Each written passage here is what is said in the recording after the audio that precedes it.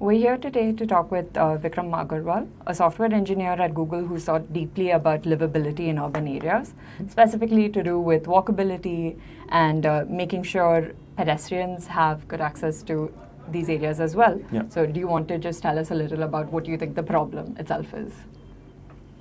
Sure. So everyone walks. Every driver and every passenger is a pedestrian at some point. And most of the discussion around transportation or transportation infrastructure tends to focus quite narrowly on vehicles. And when you say this place has great infrastructure, for example, we're in Andheri, but in New Bombay, people say New Bombay has great infrastructure. What they mean is there are wide roads. And that's only a small section of the actual transportation. Everyone walks, or most people are capable of walking. And in India, we are lucky enough that you have the local kirana store, you have a local coffee shop. If you need to go there, that journey should be possible while walking. Yet, when that is not available to us, we don't question it. We don't think why. Why is it that I can't walk to this thing that's so close? And I want everyone to have that as a question in their mind. I want you to think, if this journey is something that an able-bodied person like me can do on foot, what is my built environment not providing me, which forces me to do this journey by car? And that's the summary of what I hope this discussion is about. So I know you've grown up in India and then you went to the US for your postgrad. So what has the experience been between these two countries? Very different, or do you find the same problems in both places? All right. I grew up all over India. I grew up largely in Bombay, but I also spent time in Udaipur and Dehradun, though most of my troublemaking years were constrained to Bombay.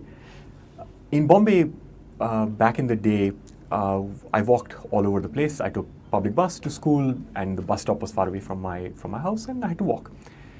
And depending on the bus I took, or if I took local trains, the path from the train station or the bus stop to my house was probably 15-20 minutes of walking, in the worst case.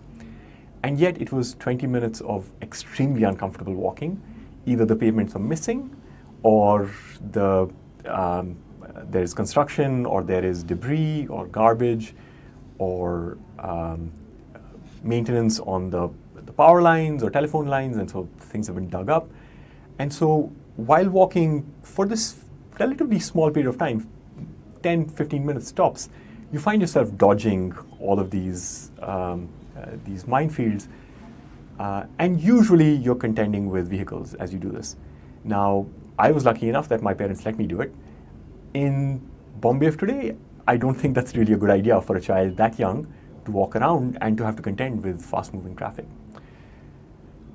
When I went, and there were many parts of Bombay where there was really good walking infrastructure, there were pavements, and you felt comfortable walking there.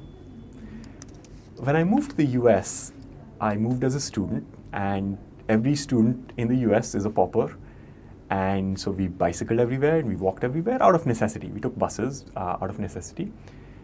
And America has a slightly different version of this problem. They might have exceptional pavements, and there usually isn't garbage on the streets unless you go to certain cities.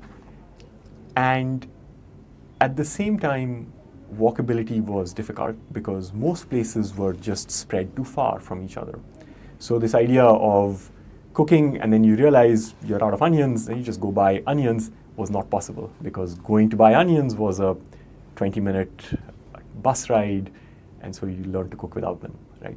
So walkability was denied not because the infrastructure was bad, but because vehicle planners had not prioritized walking as a first-class activity. America is built now for the vehicle, for the automobile, and small trips, while they might be feasible because the pavements exist, are rarely sufficient for the task. So a 1 kilometer walk will get you to the bus stop that is a 20-minute drive to the Walmart that you can buy your stuff in, and then you find yourself traversing that thing again. It's only later, quite late in life, that I realized that America was not built for the car. This is a relatively recent thing. And you can see this when you go to old America, when you go to New York, or you go to New Orleans or some of the older cities. They're eminently walkable. The central core of the city is eminently walkable, except that now much of the Kirana store mentality isn't there, so there's nowhere to walk to. New York remains an exception. You can go downstairs, get bagels, and incidentally, this is what you see in every TV show. Friends is not about suburban America, because you can walk nowhere, right? Friends is about these 6 people living in a massive flat in Manhattan, and they go to a local coffee shop, right? It's completely impossible in most of America. So I find that while my experience in both cities was different, they both had walkability challenges that are at some level quite similar. Okay. But I think this is a conversation that is starting in the US about walkable cities and needing that kind of access, especially when compared to Europe. But do you think that kind of conversation has even begun in India, or if people are even thinking about it the same way? Because I feel like in India it's still like everybody wants a car, everybody wants to drive. Right. That's some interesting points you bring up. There's actually 2 points in there. The first is the conversation around walkability in Europe, and the canonical example when you think of walkability or bikeability in Europe is Amsterdam. Everyone's heard of it, right? If you ask somebody what Amsterdam's like, if they've been there, I've never been there, is they'll tell you everyone bikes there, right? That it's a city built around bicycling. If you go back and look at pictures of Amsterdam from the 50s, it looks as bad as Los Angeles. There are these giant parking lots, and if you do a before and after, those giant parking lots are now amazing squares where you can congregate, where you can have coffee, open air seating. So in Europe as well, right after the Second World War, I think they carried the wrong message away. And this is well documented. I'm not the first person to notice this. I benefit from the investigation others have done. The tone is definitely shifting in Europe, partly because they've realized that if you build cities around vehicles, there is a damage to the built environment. And partly because Europe has always had a fairly good transit infrastructure. And if you are to build for an automobile, the land is restricted to one or the other. You really cannot, in the same square kilometer of land, ensure that you have equal access to both. And Europe has prioritized transit, correctly so. Now, your question on India and the relative worth of an automobile in India is a really good one. Everyone aspires to have a vehicle, and that's right, that's correct. You shouldn't deny people a luxury that others in the West have had. Owning a vehicle should remain a valuable thing, an aspiration, and vehicles play an important role. If you're going from where we are in Andheri to Pune, a vehicle will get you there just fine, or Lonavala, right? You want to go there on a whim, your friend has a bungalow, you say, let's go to Lonavala. Well, take the vehicle. Certainly don't walk there, right? Because you'll reach there after the party's over. What I want to challenge most viewers is there is a small distance that most people are comfortable walking. It might be 5 kilometers for you, it might be 2 kilometers for me, but this is the distance that most able-bodied people can cover comfortably on foot, assuming the weather is great, right? If, like last night, if it's raining cats and dogs, then nobody wants to walk. But if, like right now, it's sunny, you should be able to walk that distance. You should not be forced to take a vehicle. And if you choose to take a vehicle, that's your choice. You should be allowed to, it should be a free country. And if you want to take your kids out and go get an ice cream, it's an event, by all means, take it 5 paces if you want to. You should not be forced by the built environment to take a vehicle. I'll give you an example. A friend of mine lived in a place in Bangalore. It was close to IIM Bangalore. And the distance from her house to IIM was less than 1 kilometer. And there were no pavements. There was, at one point, a significant amount of garbage on the street, and you have to contend with relatively fast-moving vehicles, and they're spewing out exhaust. And she was going to work, so she couldn't have gone to work and had a shower, and then it's uncomfortable to do that walking. So she was forced to drive. And now that she's forced to drive, she has to take her car out, she has to drive there, and this already assumes that she owns a vehicle. Right? There are many people who might not have that luxury. So the existence of a vehicle, the ability for you to drive, is still just as valuable, but you should not be forced to drive. So in India, the problem isn't so much the distance between two places, but about the access you have in between them to get somewhere. That's right. So, okay, then in an Indian context, how do you think we can start addressing this problem? Where does it begin? Right. Speaking of India, there are actually a lot of geographical advantages India has. In San Francisco, for example, it's walkable, but it has hills that make it difficult to walk. Bombay doesn't have that problem. The weather is great here nearly all year round, except when it's raining or when it's very sunny. And so the infrastructure needs of walking are relatively benign. If you have a wide enough pavement that's grade separated, and grade separation just means that a vehicle should not inadvertently come on the pavement. And you could do it either way. You could raise it slightly, you could have a barrier. There are many ways of achieving that. Raising helps for a variety of reasons, but if it's grade separated, and if it has a fairly humble awning or a covering over it, that covers a lot of the use cases in India. Right? The rain will be kept away, you'll be shielded from the harsh sun. So India has a lot of inherent advantages in this. Not all of India. There is Leh, which gets really cold. There are hilly areas where you can't walk too long, but most of populated India is eminently walkable. Right? In India, and again, I'm somewhat detached from India for the last few years, the tone of the conversation always seems to be around vehicles. And so when someone asks you, what's the infrastructure like, they're really talking about vehicle infrastructure. I want folks to think about walking infrastructure just as much.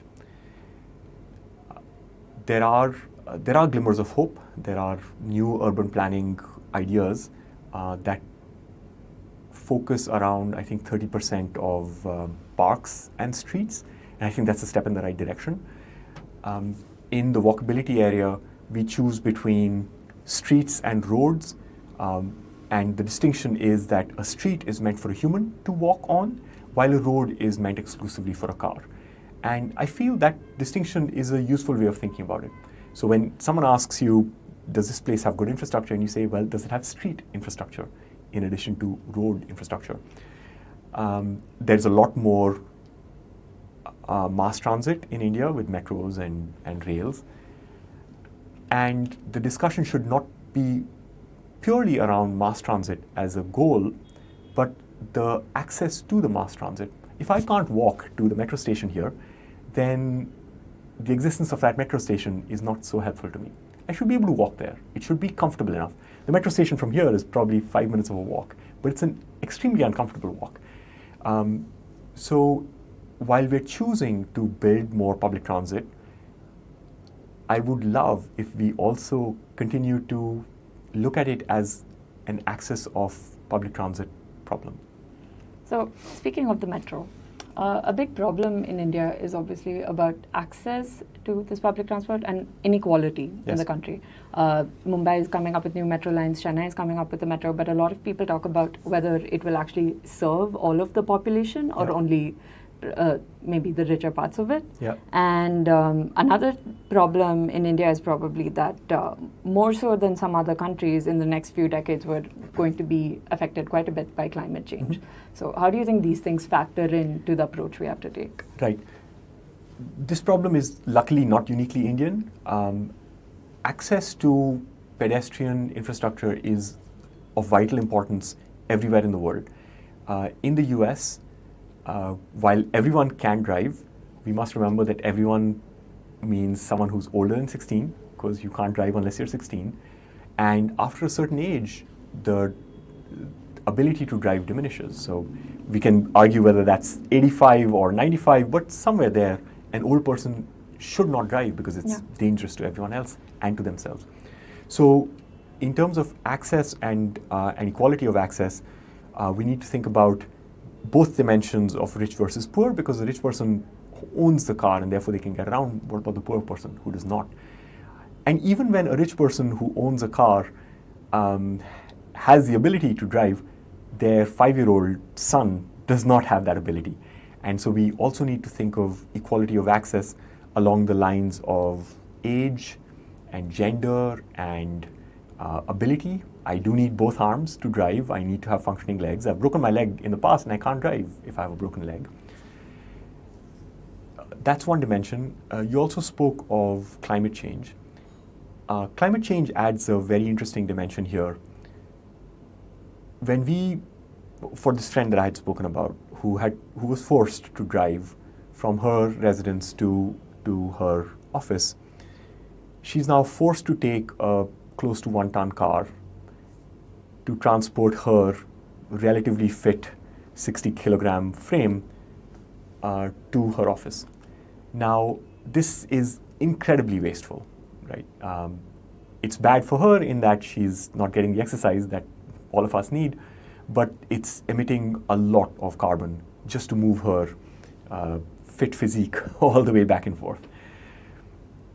I feel if more people had the ability to just walk to where they want to go, they would, and if it was comfortable, it makes roads work for cars and hopefully reduces enough of the traffic on the roads that roads themselves get faster. You don't need to take a taxi to go 1 kilometer, and so you walk, and then the other people who are forced to go to Lonavala by car have an empty road.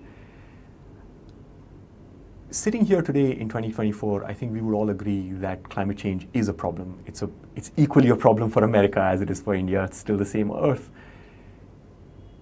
With many more people who aspire to drive, let's make sure they're not forced to drive, because vehicle emissions increasing in America or in India hurt the same air that we all breathe.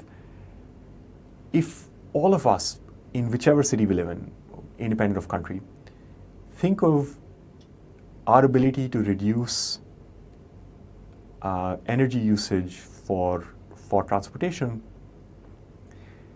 hopefully we can push climate change out farther and therefore also push out the impact of climate change to all of us. There's other advantages. If you had smaller locomotion, if you had electric vehicles, I'm sure all of that is an answer. But this focus on pedestrian infrastructure is a relatively tiny thing. We can all walk, we all have legs. There are some pavements already. It's not very expensive in terms of ability or infrastructure or energy use. And it has a potential for improving both our lives and the health of the planet in the long, long run. It's worth thinking. Do I need a car? Do I need to drive? Can I get around without it? What are the times when I'm forced to drive and constrain my driving to those occasions? If only we ask ourselves, can I walk? And why can I not walk? I think that's a great point to end on. I mean, this is a very interesting topic, and it's something I hope more people will be thinking about in the next few years. Thank you so much for speaking with us today, Vikram. All right, thanks so much.